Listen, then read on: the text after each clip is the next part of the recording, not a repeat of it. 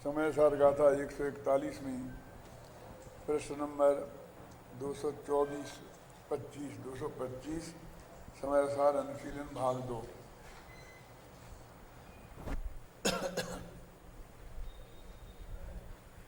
इसमें अपन ने गाथा और उसकी आत्मख्याति टीका का अर्थ पढ़ लिया था। अब नीचे तात्पर्य वृत्ति क्या के बारे में कुछ कहा गया है, उसको अपन देखते हैं। तात्पर्य वृत्ति में इसकी टीका में तो कुछ विशेष नहीं कहा, किंतु 141 गाथा से 144 तक की गाथाओं में समुदाय पातनिका में उनकी विषय वस्तु का जो संकेत किया है वह दृष्टव्य है एवं इस प्रकार है। ये समुदाय पातनिका क्या होती है? ये जयसेन की टीका में मिलती है और जयसेन की टीका की स्टाइल पर और जो टीकाएं लिखी हैं उनमें भी ये बात मिलती है। अन्य ग्रंथों की वो क्या करते हैं कि जब कोई अध्याय पर अधिकार पर वो टीका लिखना शुरू करते हैं तो पूरे अधिकार में क्या बताएंगे वो बताते हैं और फिर उसको कई समुदायों में बांटते हैं। जैसे अपन ने कहा था ये 10 गाथाओं का ग्रुप था, फिर अपने शिविर में 10 गाथाओं का ग्रुप चला, तो उनका जो बीच में वो बताते हैं तो उसको भी समुदाय पातनिका, माने इतनी गाथाओं में क्या कहा जाएगा वो ये बताते हैं। माने यहाँ से मैंने कल कहा था ना कि अब विषय बदल रहा है, बदल नहीं रहा है, बात तो वही है। तो इतनी सी बात है कि अभी तक नयों से बात समझाई जा रही थी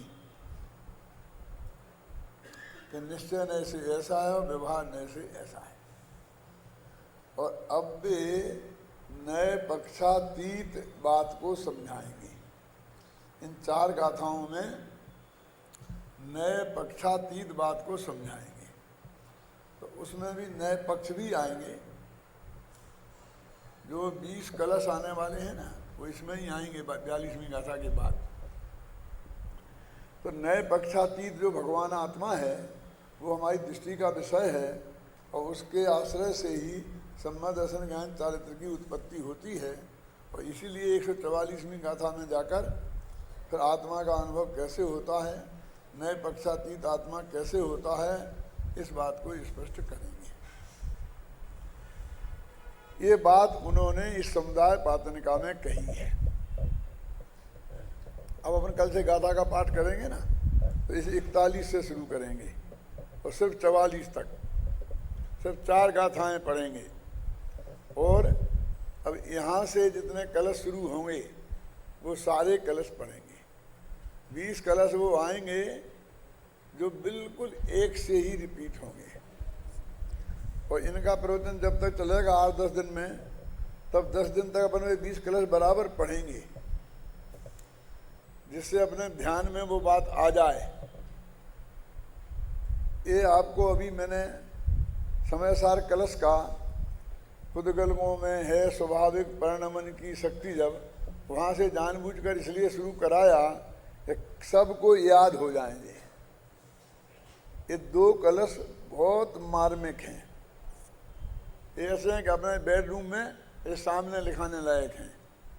और नमोकार मंत्र का जाप करो, 9 दफ़े की जगह 3 दफ़े पढ़ लेना, लेकिन इन 2 छंदों को पढ़ना, जिससे आपको रोजाना याद आए कि जब पुद्गलों में प्रणमन की ताकत है और तुम्हारी कोई ज़रूरत नहीं है तो तुम जबरदस्ती बीच में क्यों घुसना चाहते हो। और जब तुम में स्वयं प्रणमन की शक्ति है और दूसरे की रंच मात्र भी उसमें ज़रूरत नहीं है तो दूसरों का मुख क्यों देखते हो? अपना अच्छे बुरे का जिम्मेवार दूसरों को क्यों मानते हो? ये बात हमारे पास 24 घंटा ये महासिद्धांत जैन दर्शन का है, वो हमारे दिमाग में आना चाहिए। मैं नवोकार मंत्र की महिमा कम नहीं करना चाहता हूँ। एक दिन और कहा था मैंने, उसका मेरा 1-2 घंटे का व्याख्यान अलग है नवोकार महामंत्र की महिमा का। लेकिन मैं ये कहना चाहता हूँ अभी क्या उसमें है क्या। बस अनंतों को नमस्कार हो, सिद्धों को नमस्कार हो, आचार्यों को नमस्कार हो, उपाध्यायों को नमस्कार हो और लोग के सब साधुओं को नमस्कार हो। यदि आप पंच परमेश्वरी का स्वरूप नहीं जानते हैं तो वह क्या है, तोता जैसा रटंत है। जिनको नमस्कार किया है उनका स्वरूप जानना चाहिए ना। इसलिए टोडामल जी ने मोक्ष मार्ग प्रकाशक में शुरू में ही पंच परमेश्वरी का स्वरूप स्पष्ट किया है। और अब उनको नमस्कार तो किया है, क्यों?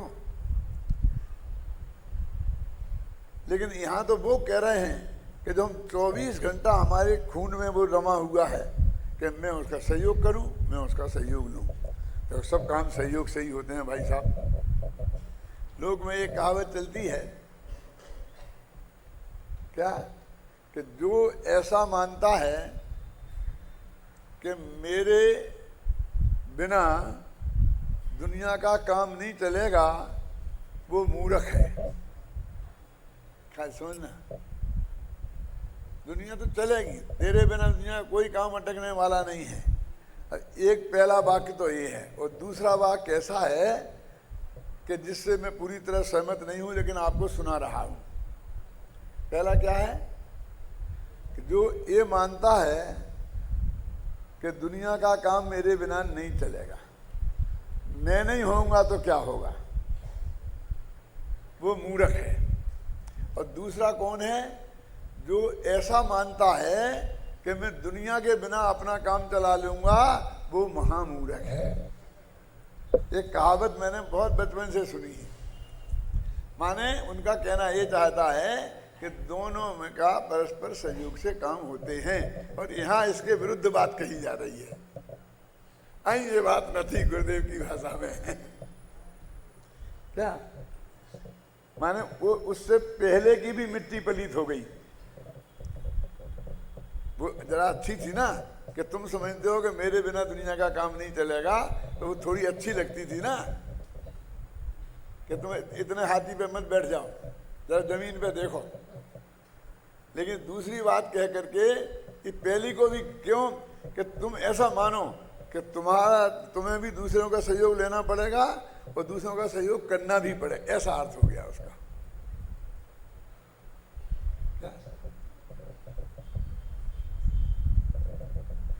और मैं अपने बचपन से ही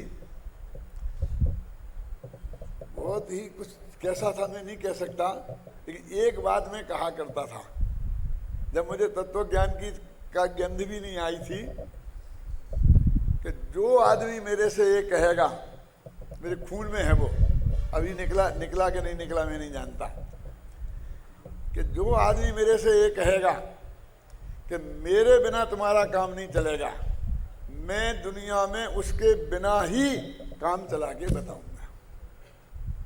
ये 8 वर्ष की उम्र से मेरा चिंतन था और उसको मैंने किस लेवल तक निभाया आप कल्पना नहीं कर सकते, क्योंकि वे सारे गांव वाले मेरे विरुद्ध हो गए कि ये 18-20 वर्ष का छोकरा सबको चैलेंज करता है। तो जब मेरी शादी हुई तो नाई को भड़का दिया, धोबी को भड़का दिया, वो पानी भरने वाले होते हैं ना उनको भड़का दिया, सब हड़ताल करके भाग गए। तो मैंने एक गडरिया को नाई बनाया और मेरी बारात में नाई बन के गडरिया गया। पानी की व्यवस्था भी अलग की, लेकिन उनको मनाया नहीं। और जो ये कहते थे कि अब तुम्हारी शादी होगी जब हम बताएंगे, हम कोई नहीं आएंगे, तो मैंने अपने घर वालों को प्रतिज्ञा दिलाई कि इन किसी को बुलाने कोई नहीं जाएगा, मैं ही जाऊंगा। क्या समझ में आई? हमारे नियम है कि वो जाना पड़ता है बुलाने। तो मेरी शादी में मैं गया, चक्कर लगाया, सबके घर में आवाज़ दी, पधारो साहब पधारो साहब। 10 बजे गया, 9 बजे गया, 11 बजे गया और बस आकर के कहा चलो शुरू। कि साहब वो हाँ हाँ भाई कुछ नहीं आप बैठे रहो अपने घर, कुछ नहीं। कल्पना कर सकते हैं आप उस उम्र के इस आदमी के बारे में अभी कितना होगा इसका खून गर्म।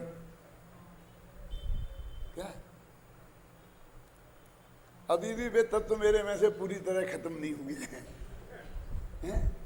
ये बात मुझे किसी कीमत पर बर्दाश्त नहीं है कि कोई आदमी ये सोचे कि उसके बिना मेरा काम नहीं चलेगा।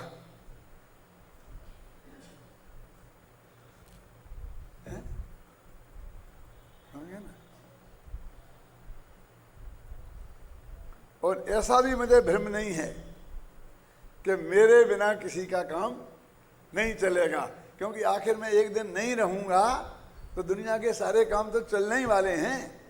और ऐसा कोई क्यों चाहेगा? यदि ये धर्म का प्रचार दिन दूना और रात चौगुना बढ़े, ऐसा गुरुदेव श्री चाहते थे, तो वे एक कैसे चाहें कि मेरे बिना तत्व का प्रचार नहीं होगा? क्यों? वे तो चाहते हैं कि दिन दूना और रात चौगुना हो। तो हम भी ऐसा कैसे चाह सकते हैं कि हमारे जाने के साथ सब साफ हो जाए? हम तो चाहते हैं दिन दूना और रात चौगुना बढ़े।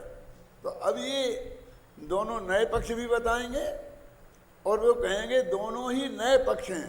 देखो, हम निश्चयवादी हैं, हम व्यवहार को हे मानते हैं। अब ये आ गया कि ना निश्चयवादी मोक्ष जाएंगे ना व्यवहारवादी मोक्ष जाएंगे। कौन मोक्ष जाएंगे? तत्ववेदी। क्या पढ़ो, कलश आएंगे ना आगे, पढ़ो, एक आध दो कलश पढ़ो भाई।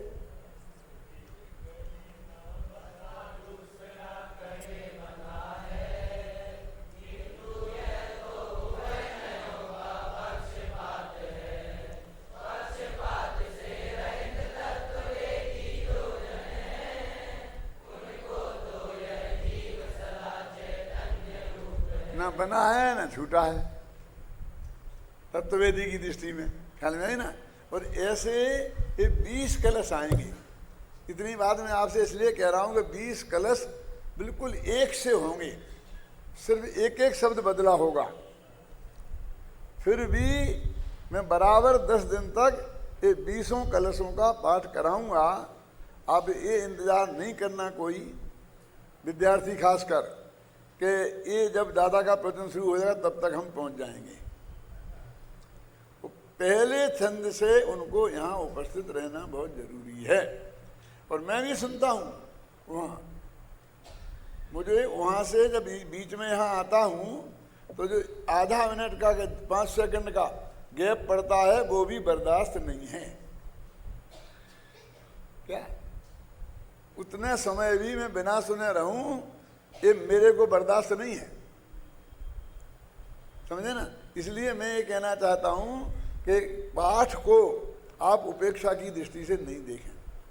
इसको बंद कराने की बहुतों ने बहुत कोशिश की कि साहब आज बहुत देर हो गई, आज आपको तो पाठ नहीं करना। अगर पाठ करो, देर हो गई तो मैं उतना कम बोलूंगा। पाठ करो।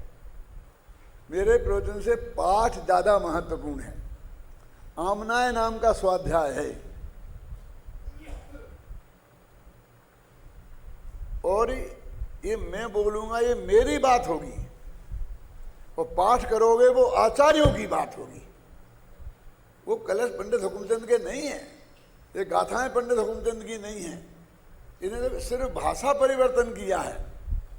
वो प्योर कुंद कुंद की गाथाओं का पाठ है, वो अमृतचंद के कलशों का पाठ है। ख्याल में आई ना।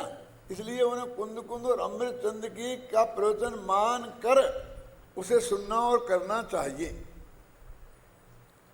इसलिए मैंने सुबह का जो टीवी पे आता है उसके पहले भी गाथा पाठ रखा है। और काय का कौन सी गाथा पाठ?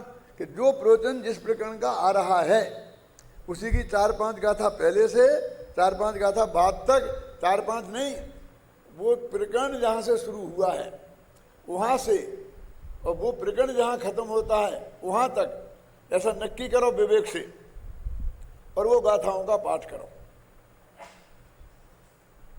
5 स्वाध्याय के वेदों में वाचना, प्रेक्षणा, अनुप्रेक्षा, उसके बाद आमनाय का नाम है। लेकिन वो आमनाय नाम सूत जी का पाठ कर लिया, फलाना जी का पाठ कर लिया, और ये नमो काल मंत्र का 9 बार 1 बार 8 दफे बोलना, ये क्या है? ये भी तो पाठ ही है ना। ये आमनाय नाम का स्वाध्याय तो है। एक ही चीज को बार बार रिपीट करना, यही तो है ना उसका स्वाध्याय का भेद। ये स्वाध्याय का भेद है। इस नमोकार मंत्र तो पढ़ नहीं, मेरी इन बातों से नमोकार मंत्र नहीं पढ़ना ऐसा अर्थ नहीं निकालना। ख्याल में है ना। अभी देखिए, अब पढ़ते हैं अपन वो। अब नीचे से 4 पंक्तियां, पेज नंबर 225। अब व्यवहार नए से जीव बद्ध है और निश्चय नए से अबद्ध है इत्यादि विकल्प रूप नए पक्षपात को स्वीकार न करते हुए शुद्ध पारिणामिक परम भाव ग्राहक शुद्ध द्रव्यार्थिक नए से पुण्य पापादि पदार्थों से भिन्न शुद्ध समय सार का कथन आगामी 4 गाथाओं में करते हैं। बहुत मार्मिक ये पंक्तियां हैं। क्या कह रहे, देखो कि ये आत्मा बंधा है, ये भी नए का एक पक्षपात है, और नहीं बंधा है ये भी एक पक्षपात है। अब एक कैसे देखिए, जैसे मैंने एक दिन उदाहरण दिया था कि साहब एक साधु जी विराजमान हैं और एक गाय निकल गई सामने से, कसाई आया कि गाय किधर को गई, तो वो क्या करे, सच बोले कि झूठ। यदि सच बोलता है तो कसाई गाय को पकड़ लेगा, काट डालेगा, और झूठ बोलता है तो गाय बच जाएगी, तो झूठ बोले। मगर तीसरा रास्ता है ना चुप रहने का। तो वो कहते हैं, एक नए कहता है बंधा है और दूसरा नए कहता है बंधा नहीं है, तो आप नक्की बताओ कौन सा नए सच्चा है कौन सा झूठा है। तो अभी तक तो कहते आए हैं कि व्यवहार नए है और निश्चय नए उपाधे, ये तो ये समझाया है। अब क्या कह रहे हैं मानो, अब कह रहे कि तीसरा रास्ता नहीं है। ये बंधा और छूटा की चर्चा लाए कहां से तुम? ये आत्मा बंधा है कि छूटा है, ये प्रश्न कहां से खड़ा हुआ? ये ऐसा प्रश्न नहीं है। मैं किसी भी सज्जनोत्तम पुरुष से ये कहूं कि भाई साहब कब आ गए आप, कि कहां से, मैं ही कहाँ हूं, कहां से नहीं, जेल से। जेल से कब छूटे, क्या बकते हो? मैं जेल में, मुझे जेल में जाना बता रहे हैं आप? मैंने जाने की क्या कह रहा हूं, मैं तो जेल से छूटने की कह रहा हूं। क्यों? बोलो क्या अर्थ है उसका? कि भाई साहब मेरे बारे में जेल शब्द मेरे नाम के साथ जुड़ता ही नहीं है। ये झगड़े की जड़ तो ये है कि तुमने जेल का मेरे के नाम के साथ जोड़ा। क्यों? ऐसे ही कहते हैं कि आत्मा बंधा है कि छूटा, तो छूटना भी तो बंध पूर्वक होता है। जेल से छूटना भी जेल से जाने पूर्वक होता है। तो ऐसे ही कहते हैं कि आत्मा बंधा है, छूटा की बात कहां से आई है? क्योंकि ये बंध कहा ये यत्वे तेन विसंवादिनी होई, कि एकत्व में बंध की चर्चा ही झगड़ा पैदा करने वाली है। देखो बहुत स्पष्ट लिखा है, बंध कहा ए यत्वे। आचार्य विद्यानंद जी ने, एक पंडित है ब्राह्मण, बहुत अच्छे जैन दर्शन के विद्वान हैं, क्या नाम है, दामोदर शास्त्री, और वो दिल्ली में रहते थे, जहाँ अपना वीर सागर काम करते हैं उस पोस्ट पे काम करते थे वो। तो उनने उनसे कहा कि तुम समय सार की टीका लगो। उनने वो आत्मख्याति की टीका उनसे लिखवाई। बहुत पुरानी बात है, 20 वर्ष से ज्यादा हो गए होंगे, और ज्यादा हो गए होंगे। और विद्यानंद जी यहाँ से अहमदाबाद होते हुए बाहर जा रहे थे, तो अहमदाबाद में वो जो है ना सोनी जी का, डॉक्टर सोने का आश्रम, क्या है, कोबा, वहाँ उनका कार्यक्रम था। और बड़ा कार्यक्रम था, देश के बहुत लोगों को बुलाया था। तो उस वक्त उनने मुझे भी बुलाया था कि विद्यानंद जी आ रहे हैं तो आप भी आइए। विद्यानंद जी की भी इच्छा थी, तो मैं उसमें गया था। करीब 20-25 वर्ष से भी ज़्यादा घटना, पुरानी बात है। तो वहाँ की नहीं सुनाना है मुझे। वहाँ पर विद्यानंद जी ने मुझे वो टीका दी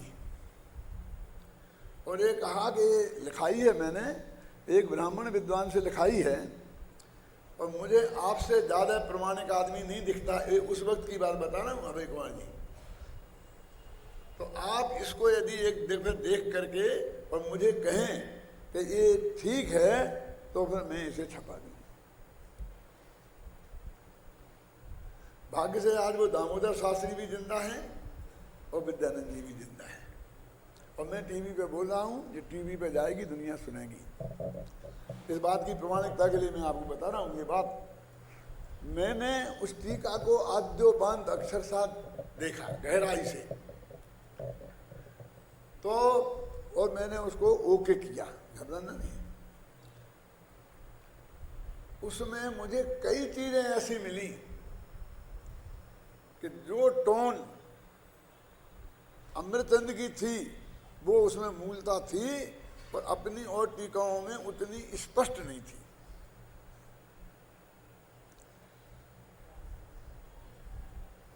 अब वो टीका छप नहीं पाई, क्यों नहीं छप पाई, क्या झगड़ा हो गया, कहाँ पड़ा, वो हो गई। तो मैंने दामोदर शास्त्री से अभी पूछा था कि भाई कहाँ गई है, जब मैं अब मेरी टीका आपकी बोल।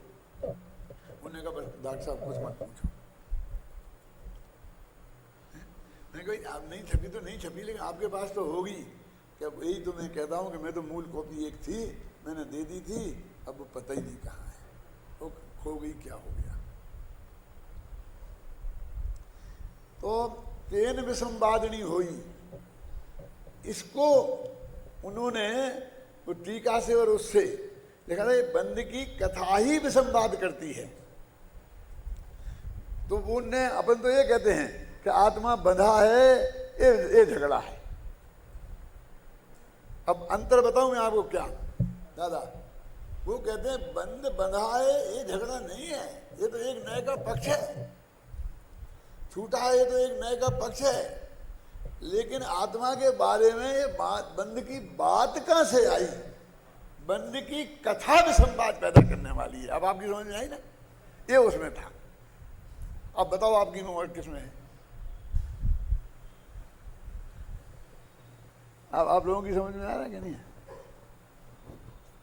ऐसे ही जब मैंने टीका लिखी तो प्रत्येक आत्मा, इसका अर्थ मेरे को पूरी तरह से स्पष्ट नहीं हो रहा था। 2-3 जगह आया ना प्रत्येक आत्मा प्रत्येक आत्मा। तो मनोहर लाल वर्णी की सप्तदशांगी टीका, उसमें प्रत्येक आत्मा का अर्थ लिखा था, जो मेरे को बहुत अपील किया। क्या वो मैंने उसमें लिखा है। मेरे कहने का अर्थ ये है कि ये पूज्य गुरुदेव श्री बना, आपने एक विषय रखा था ना कल कि कहाँ कहाँ से क्या क्या लिया है। तो गुरुदेव श्री अमृतचंद जयसेनाचारी, पांडे राजमल जी, बनारसी दास, जयचंद जी छावड़ा और पूज्य गुरुदेव श्री, और कुछ दन्य थोपी। कुछ दन्य थोपी का अर्थ समझते हैं? नहीं समझते। हिंदी साहित्य के विद्यार्थी शायद जानते हो, रामायण किस आधार पर लिखी गई आप जानते हैं? तुलसीदास जी की रामायण किस आधार पर लिखी गई? तुलसीदास की रामायण जो 8वीं शताब्दी में जैनियों की शंभुकृत रामायण है, क्या नाम है उसका, स्वयंभू कवि ने लिखी है।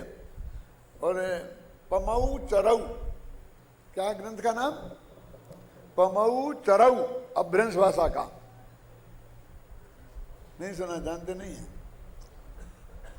कभी कभी लगता है कितना अधूरा ज्ञान है अपने शास्त्रियों को। पमऊ चरऊ नाम के एक ग्रंथ 8वीं शताब्दी में लिखा गया, वो तुलसीदास ने उसके में बहुत लिया है। और उसमें जैसे आपने रामायण पढ़ी कि नहीं पढ़ी, अब वो भी मुश्किल है। रामायण में एक निक्की है कि इसमें 8 चौपाई होंगी, फिर उसके बाद एक दोहा होगा, फिर वो इतनी निश्चित चौपाइयाँ और दोहा का एक ग्रुप हो गया ना, इतने ग्रुप होंगे तो इसके बाद एक कवित्व होगा, मनहन कवित्व। आप जानते हैं ये बात कि नहीं जानते हैं? पढ़ी नहीं होगी कभी। अरे मैंने पूरी रामायण पढ़ी है, आद्योपांत। ये है उसे कड़बक कड़बक बोलते हैं। बोलो एक स्टाइल में वो चलती है, वो सारी स्टाइल स्वयंभू की है, वो पूरी स्वयंभू कवि की है, और स्वयंभू के पमऊ चरऊ में वो स्टाइल है।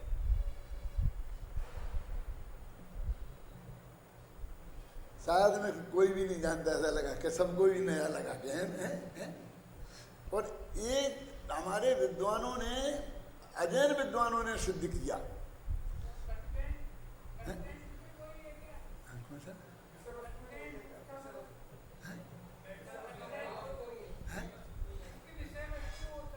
वो सुनो बता रहा हूँ, मैं बोल रहा हूँ जो कुछ बोल रहा हूँ कि वो जो तुलसी के भगत, जिन पर तुलसी ने पीएचडी की, तुलसीदास पे 20 से ज्यादा पीएचडी हुई होगी,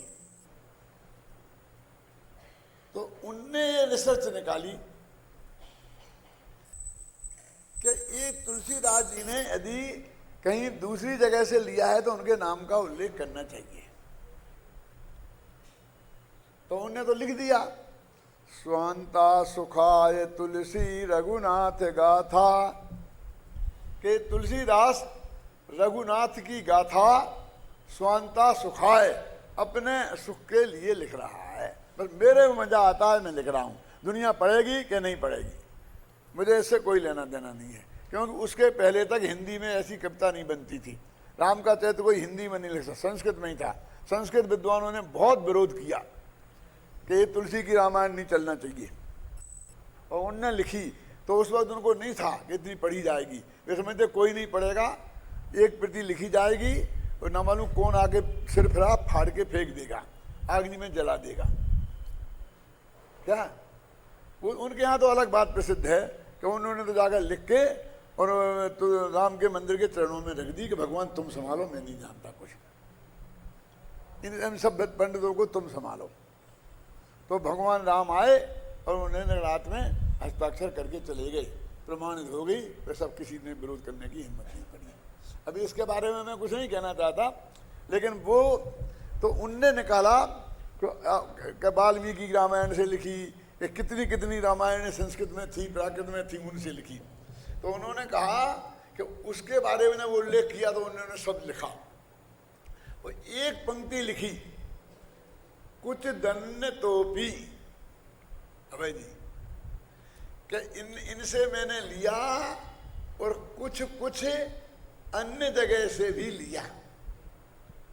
तो वो कहते हैं कुछ दन्य तोपी लिखकर वो स्वयंभू की तरफ इशारा कर रहे हैं, क्योंकि स्वयंभू जैन था और उस तरह ब्राह्मणों के वातावरण में उसके नाम का उल्लेख करना उन्हें खतरे से खाली नहीं लग रहा था। क्या मैं दामोदर शास्त्री के नाम का उल्लेख करूं, मैं मनोहर लाल बनी के नाम का उल्लेख करूं और ऐसे नामों का उल्लेख करूं तो शायद मुमुक्षुओं को कितना पछता और कितना नहीं पछता। क्या तो ये कुछ दन्य तोपी में है, लेकिन मैंने उस टिप्पणियों में तो उनके नाम दिए, क्योंकि ये साहित्यिक जिम्मेवारी है जरा। तो मैंने कहा कि नहीं, यदि वो एक पंक्ति मैंने द्वादशांग टीका से ली, एक पंक्ति पूरी टीका से ली और 500 पेज की पूरी टीका 3 दफे पढ़ी, सिर्फ मिली एक पंक्ति लेकिन पढ़ी, कितने श्रम का काम है।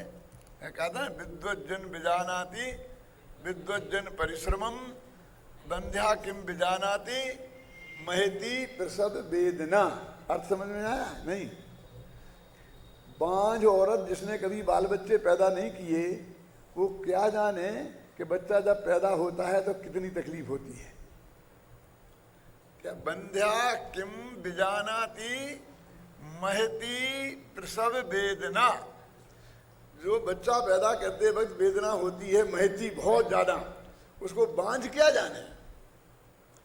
ऐसे ही जो विद्वान नहीं है, जिनने साहित्य नहीं लिखा है, गंभीरता से नहीं लिखा है, इसे जिसे बोलते हैं ना कि कालजयी साहित्य नहीं लिखा है, वो नहीं जान सकते हैं कि इसके साहित्य के लिखने में कितनी मेहनत होती है। अब क्या, विद्वज्जन विजानाति विद्वज्जन परिश्रमम, विद्वान ही जान सकते हैं कि विद्वान का इसमें कितना परिश्रम है। आप ये निर्णय कर सकते हैं कि ये एक पंक्ति जो दी है कौन, सप्तदशांगी टीका की, तो उसकी वजह से पूरे पेज पड़े होंगे कई दफे। सोच सकते हैं आप? अच्छा, किसी ने सोचा है आज तक?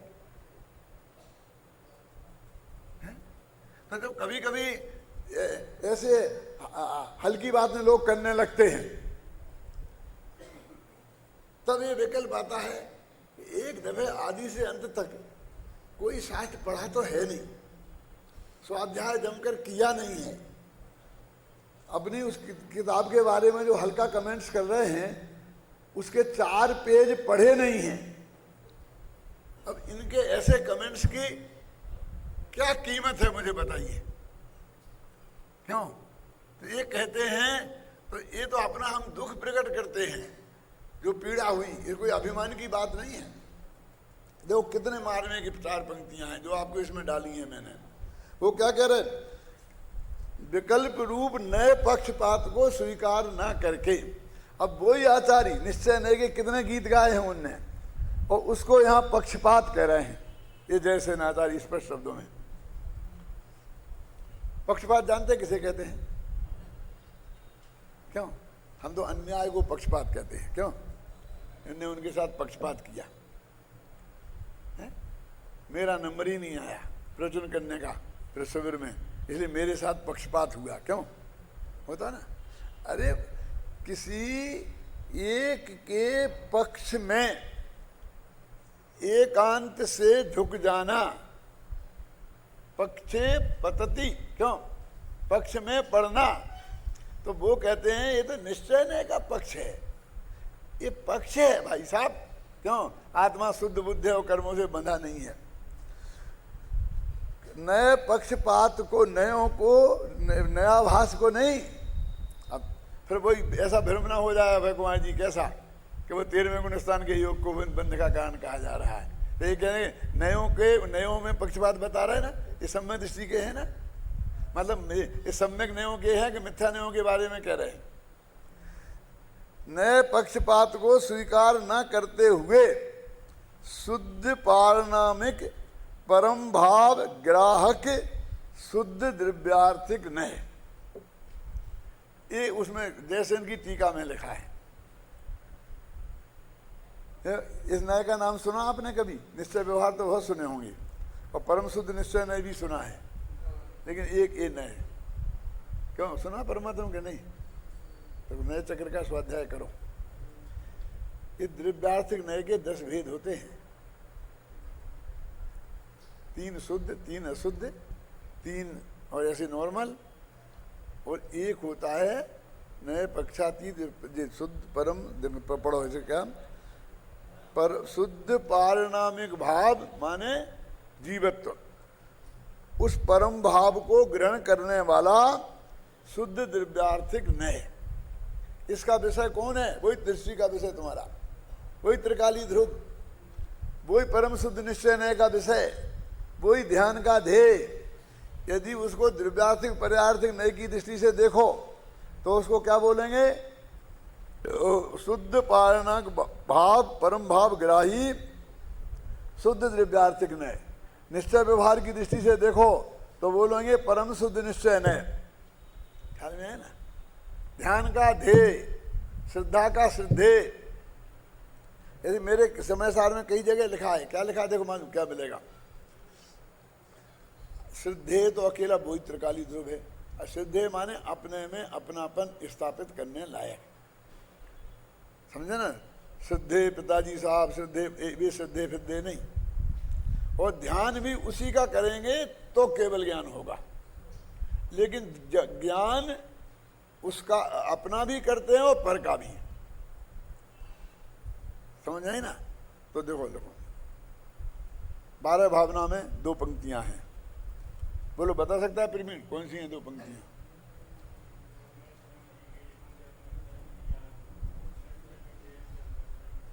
वो ही है, बढ़िया है, सम्मर भावना में ही है, सम्मर भावना में ही है। वहीं आगे पीछे और भी बढ़िया है कि उसमें लिखा है कि मैं श्रद्धेय हूं, मैं ध्येय हूं और मैं ज्ञेय हूं और ज्ञान हूं। पढ़ा कभी? सोचा क्या कह रहे हैं? क्या जब ज्ञान के साथ आए तो उस दोनों का 2 बातें ले ली।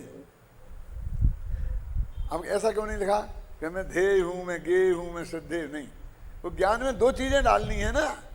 और भी एक आध जगह होगा, आगे पीछे पढ़ के देखो तुम। तो क्या बोलो, एक खड़े हो गए उसमें, कोई कौन सुनेगा ऐसे? हाँ देखो, अब आपको पता नहीं कि इसमें एक क्या डाला, कितना सोच के डाला है। हाँ, स्पीकर है ना वो, बोलो, आप समझ गए?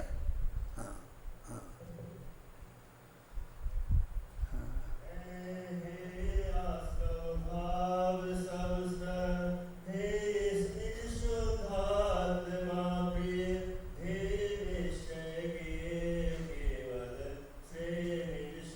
अब देखो क्या लिखा है इसमें कि वो निश्चय गे, श्रद्धेय में निश्चय श्रद्धेय नहीं लिखा, ध्येय में निश्चय श्रद्धेय नहीं लिखा। लेकिन जब गे की बात आई तो निश्चय गे लिखा। निश्चय गे माने ये इस नय का विषय, अथवा परम भावग्राही, वो क्या नाम, परम शुद्ध निश्चय नय का विषय। आप समझे ना। तो उसमें बुद्धि पूर्वक निश्चय लगाया, क्योंकि निश्चय व्यवहार ज्ञान में लगते हैं। तो वो यहाँ ज्ञान में परम शुद्ध निश्चय नय का विषय लेना, और जबकि श्रद्धा की दृष्टि से पूरा, ध्यान की दृष्टि से पूरा, उसमें 2 भेद नहीं है। और फिर मैं ध्येय हूं, मैं श्रद्धेय हूं, मैं ज्ञेय हूं और मैं ज्ञान हूं, और एक ज्ञायक भाव हूं और मैं स्वयं भगवान हूं।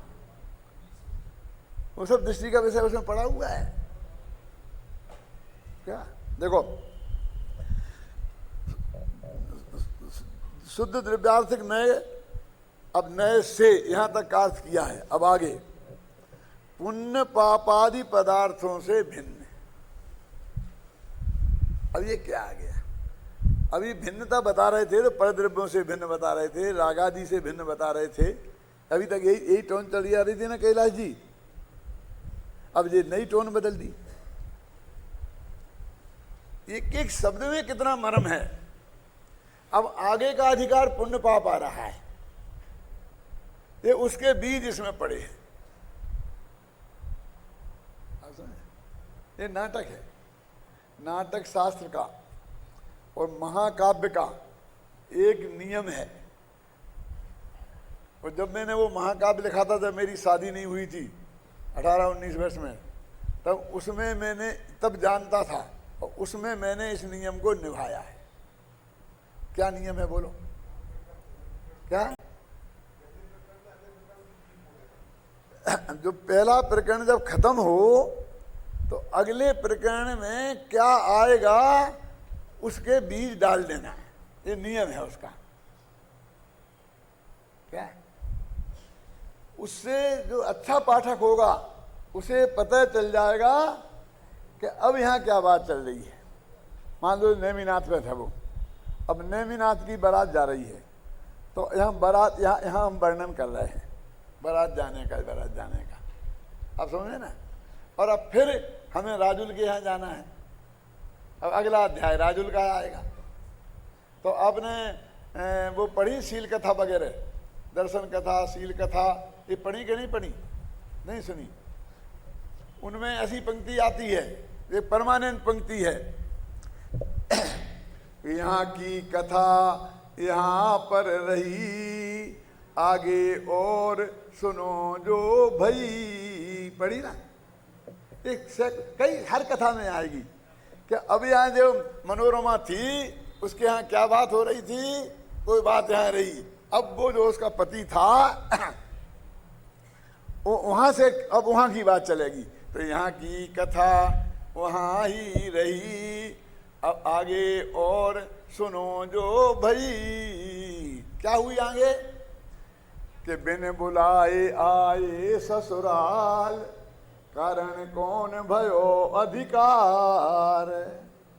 ये सब मैंने 8, 9, 10 वर्ष की उम्र में सुनी थी और उसके बाद एक दफे भी नहीं पढ़ी। ये सब बड़ौदा स्वामी की सुनी है क्या? बिन बुलाए आए ससुराल, वे पहुंच गए थे उनके पतिदेव मनोरमा के यहाँ। और पुराने जमाने में बिना बुलाए ससुराल में जाना लड़का का और लड़की का बहुत ही असंभव माना जाता था। अब आजकल का तो कोई ठिकाने नहीं है। क्यों है? वो पहुंच गए तो लगा कुछ ना कुछ अनहोनी घटना हुई है, तो सब लोगों ने बिल्कुल चुप्पी साध ली। सास ससुर ने, सबको मन में आशंका हो गई, लेकिन उनसे कुछ कहेंगे तो उनको बहुत अपमान फीलिंग होगा। तो उनने अपनी बेटी को ही कहा कि बेटी पता लगाना क्या हुआ। क्यों?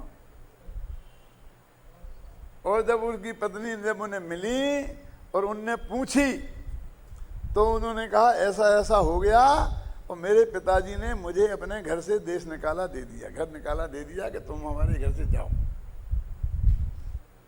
तो कोई बात नहीं, आप यहाँ आ गए तो बहुत बढ़िया बहुत बढ़िया, अब यहीं रहेंगे, कोई चिंता की बात नहीं है। ये नहीं, अपने पिताजी के पास तो अरबों की संपत्ति है और सब, कोई बात नहीं है। क्या है? नहीं, ये नहीं मैं सकता, ये मेरे को बर्दाश्त नहीं है कि मैं ससुराल में रहूं। क्यों? उत्तम आत्मना ख्याता पितु ख्याताश्च मध्यमा है, अधमा मातुले न ख्याता और ससुरे ने अधमा धमा। समझ में आया कि नहीं आया? नहीं आया। अपने बाप के नाम से जाना जाए वो बेटा उत्तम है। कि किसका बेटा है? कि फला का।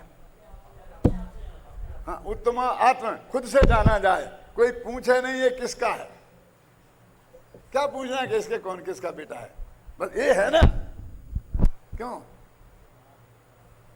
समझ गए ना? उत्तम आत्मना ख्याता, जिसकी पहचान अपने से हो वो सर्वश्रेष्ठ है। और पितु ख्याताश्च मध्यमा, कि लोग जिसका परिचय बाप के नाम से दें कि ये उनका लड़का है, ये उनका लड़का, अच्छा अच्छा उनका लड़का, आओ आओ आओ भैया, और उनको नहीं बताते ये फला है, तो ठीक है, शिविर में 500 लोग आए। समझ में आया ना? ये हो गए कौन? पितु ख्याता, ये मध्यमा। और ये कौन है? कि ये फला का भांजा है। समझ में आई कि नहीं आई? कि मामा के नाम से जाना जाए, इसका मतलब ये हुआ कि वो भी कुछ नहीं है और उसका बाप भी कुछ नहीं। उसे भी कोई नहीं जानता और उसके बाप को भी कोई नहीं जानता। क्यों? कहाँ से जानता है? मामा के नाम से जानता। मामा जरूर ऐसा है कि वो इतना प्रसिद्ध है कि ऐसा बताने से लोगों को एकदम ठीक हो जाता है। और ससुरे ने अधमा धमा, कि जो उनके जमाई है, गया काम से, वो अधम से अधम है। क्या समझ आ गया? पहले आया था समझ में, नहीं आया था ना? उत्तम आत्मना ख्याता पितु ख्याताश्च मध्यमा अधमा मातुलेन ख्याता और ससुरीण धमा धमा। ये ऐसी वृत्ति है। वो ये कहते हैं कि देखो इस नए से है, इस नए से कि आत्मा किसी नए से नहीं है। क्यों? आत्मा स्वयं से है। समझ में है ना? देखो क्या लिखा, अब पुण्य पाप, अब पुण्य, मैं कह रहा था अगले की वो सूचना डाल देना, पुराने कथन में अगले की ये सूचना डाली है कि अब आगे पुण्य पाप अधिकार आएगा, एक पॉइंट। अब दूसरा अर्थ, और अभय जी जरा ध्यान देना कि पुण्य पाप अधिकार में तो ये बताया है कि पाप के समान पुण्य भी है, पूरी टोन यही है।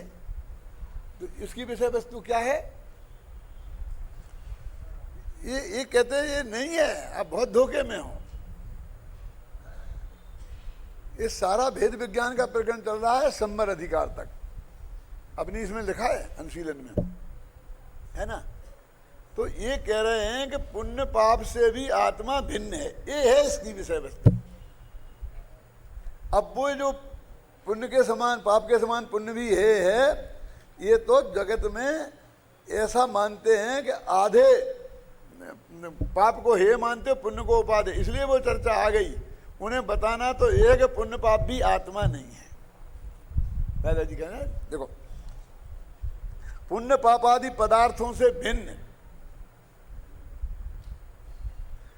अजीब अधिकार में अजीब से भिन्न बताया, फिर कर्ता कर्म का की भिन्नता बताई, अब सब पुण्य पाप से भिन्नता बताएंगे, फिर आश्रमों से भिन्नता बताएंगे, फिर संवर अधिकार आएगा और वो पूरी भिन्नता भेद विज्ञान का फिर अभिनंदन करेंगे। फिर अभिनंदन समारोह होगा संवर अधिकार में।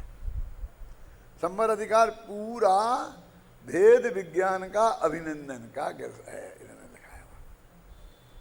और ये मैंने हर अनुशीलन के हर पैराग्राफ में ये सब बातें डाल दी हैं, ऐसी ऐसी करके। देखो अब इन पदार्थों से भिन्न शुद्ध समय सार का कथन आगामी 4 गाथाओं में करते हैं। ठीक हो गया? अब आगे चलते बढ़ते हैं थोड़ा। उक्त कथन से यह स्पष्ट है कि अब आगामी गाथाओं में नव तत्वों में छिपी हुई पर नव तत्वों से भिन्न आत्म ज्योति, तो नव तत्वों में पुण्य पाप तत्व भी है, तो उनसे भिन्न आत्म ज्योति का स्वरूप स्पष्ट करेंगे और उसके अनुभव की प्रक्रिया पर प्रकाश डालेंगे, जो 44वीं गाथा में है।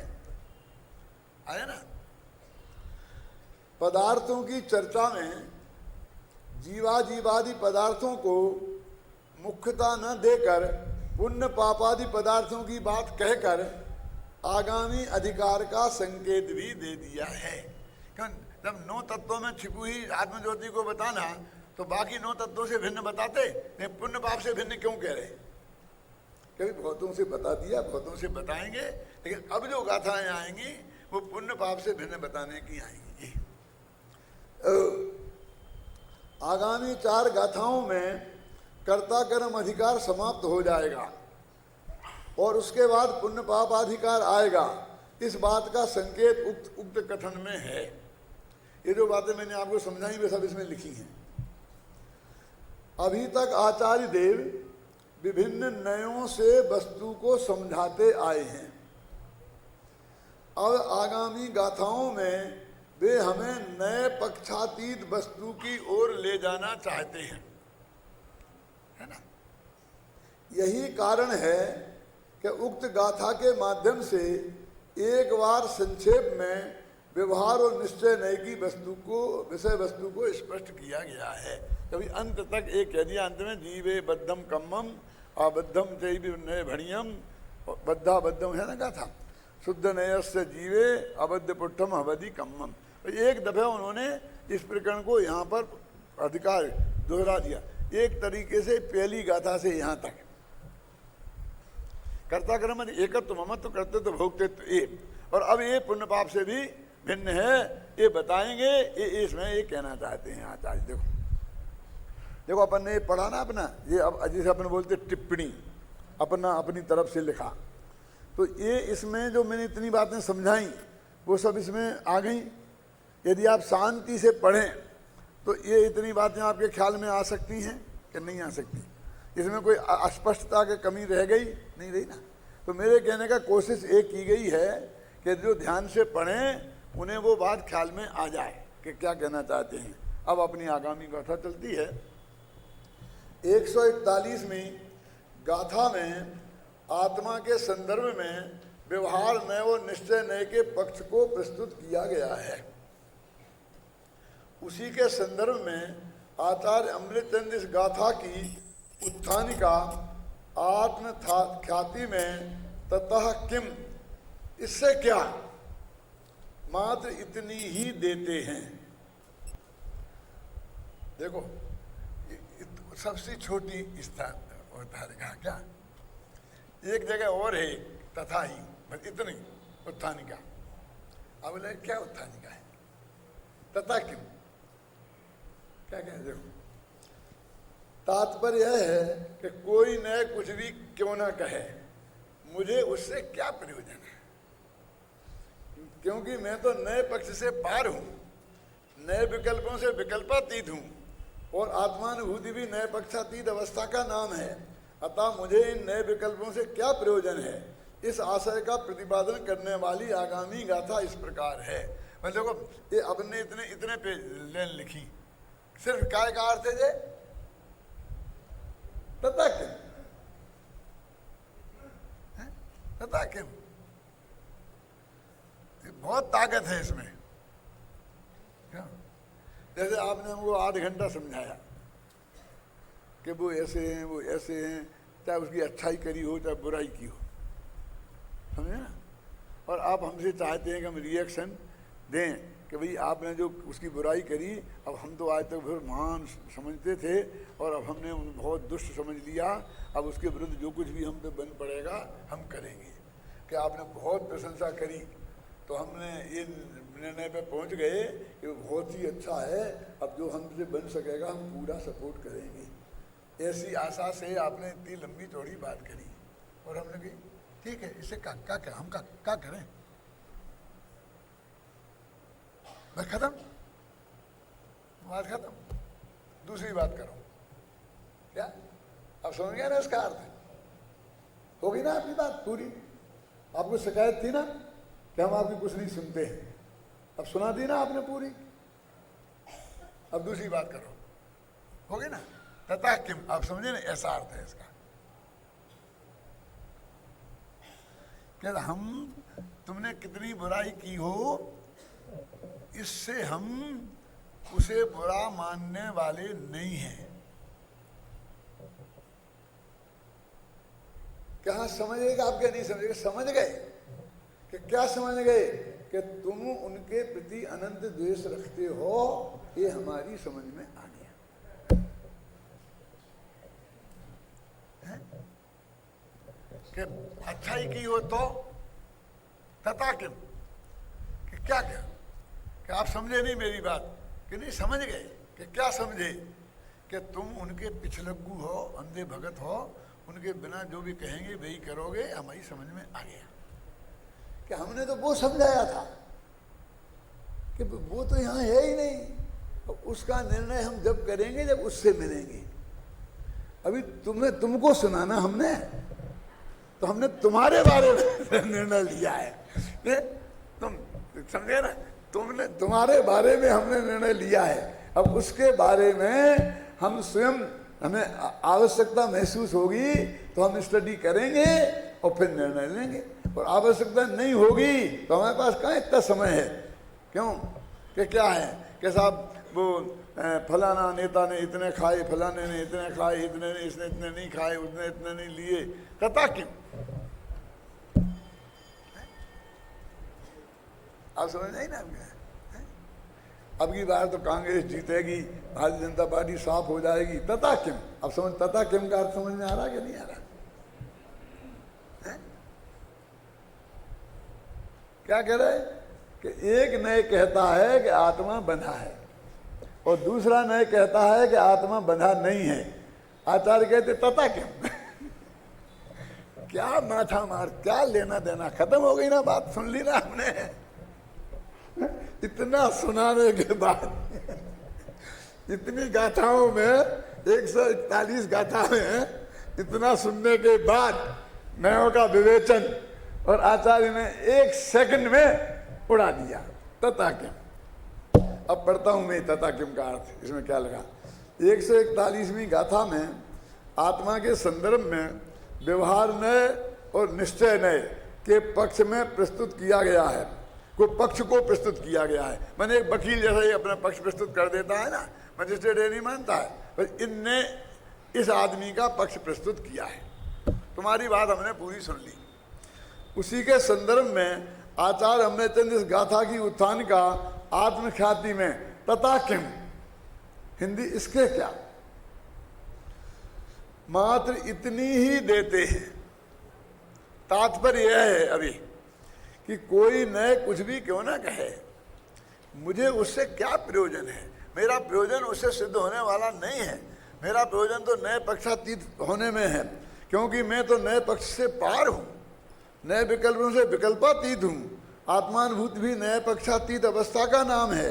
अब मुझे इन नए विकल्पों से क्या प्रयोजन है, इस आशय का प्रतिपादन करने वाली आगामी गाथा इस प्रकार है। अब आए ना ख्याल में क्या करे था कि भैया उलझने के लिए हजार जगह हैं। वो कहते नए पक्षों से समझो, लेकिन नए पक्षों में उलझो मत। क्या एक ऐसा प्रश्न भी आया है, नए चक्र में मैंने कोट किया है। आज संजीव नहीं दिख रहा है, कहाँ है कि कहीं बैठा है क्या? नहीं है, गोदा। उसमें ऐसा लिखा है कि ये जो नए पक्ष से आपने सत नयों का वर्णन किया है, तो इससे फायदा क्या है? ऐसा प्रश्न उठाया परमात्मा। तो आचार्य देव ने कहा कि ये अनादिकाल से मिथ्या नयों के पक्ष में पड़ा हुआ है। तो सम्यक नए माने क्या, सत्कल्प, हाँ ऐसा लिखा, इन कल्पनाओं से क्या फायदा है? ये सत्कल्पना और वो असत कल्पना। तो उनने कहा सत असत कल्पना से इस निकाल कर सत कल्पना में लाने के लिए ये उपयोगी है। और अब सत्कल्पना असत कल्पना छूट गई तो इसकी भी छुट्टी है, तो उसके लिए आज बुलाए थे। अब जानते हैं जो खेलों का खेल हुए ना दिल्ली में, कॉमनवेल्थ, उसमें 100 लंगूर बुलाए गए थे। कौन सी प्रतियोगिता में शामिल हुए? पहलवानगी में, कायम है। अब वे 100 लंगूर वहीं रखे होंगे ना, वो एक एक लंगूर के लाख लाख रुपया दिए होंगे। मंगलायतन वालों ने भी 2 लंगूर रखे थे, और मैंने सुना उन्हें 10-20 हजार रुपया ऐसे महीने के देने पड़ते हैं। अब आप सोच ही नहीं सकते कि लंगूर काय को रखे हो, इतने पैसा क्यों दे? इतने पैसा तो बड़े से बड़े लंगूर नहीं जानते, काले मुंह के बंदर, और यही समझाना पड़ेगा। काले मुंह के बंदर इतनी ताकतवर होते हैं, आप समझे ना, कि यहाँ से वे यहाँ वहाँ कूद के जाना चाहते हैं। तो इस वृक्ष की डाली पे से वे कूद गए, वो यहाँ बीच में आए और उन्हें पता चला कि अब मैं वहाँ पहुँचने वाला नहीं हूँ, तो लौट के वहीं पहुँच जाएंगे। ये ताकत और किसी जानवर में नहीं है। उनकी लंबी पूंछ होती है ना, वो है क्या उसे बोलते हैं ना, ये जो बैलेंस बनाती है, एरिया। तो वो एक लंगूर आ जाए, 1000 लाल मुंह के बंदर हों, भाग जाएंगे, उनके सामने खड़े नहीं रह सकते। तो इसमें खेल में लाल मुंह के बंदरों का बहुत उत्पात था। जो बनाते थे तोड़ ताड़ के खत्म कर देते। और वो लंगूर बुलाए तो एक बंदर वहां नहीं रहा। और वो लंगूर पालने वाले होते हैं, वो टेंट करते हैं उन्हें, और ऐसे ही मौका पे तो उन्हें पैसा मिलते हैं। समझ में आया ना? अब देखियो, ये तो मेरे कोई वह गया था नहीं, मैं उसका मैटी में हूँ। ये तो मैंने अखबार में ही पढ़ा होगा, तुम्हें अखबार पढ़ना भी नहीं आता तो हम क्या करें?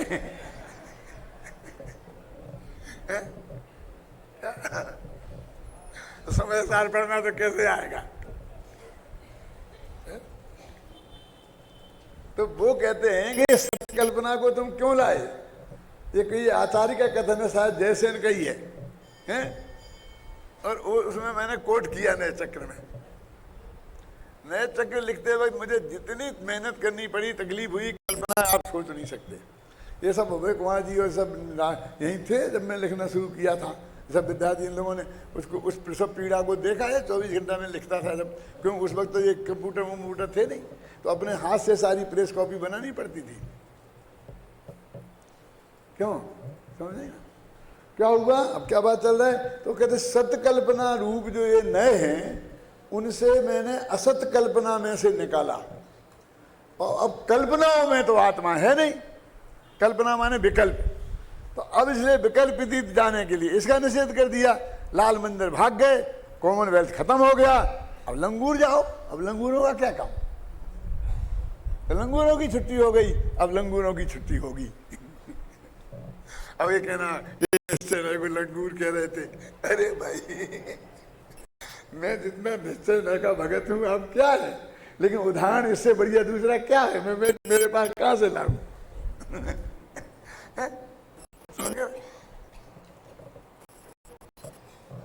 देखो क्या पढ़ते हैं अपन, कम्मम बद्धम बद्धम। अब ये खत्म हो गए थे हम कल से, अब ये कल से प्रकरण शुरू होगा।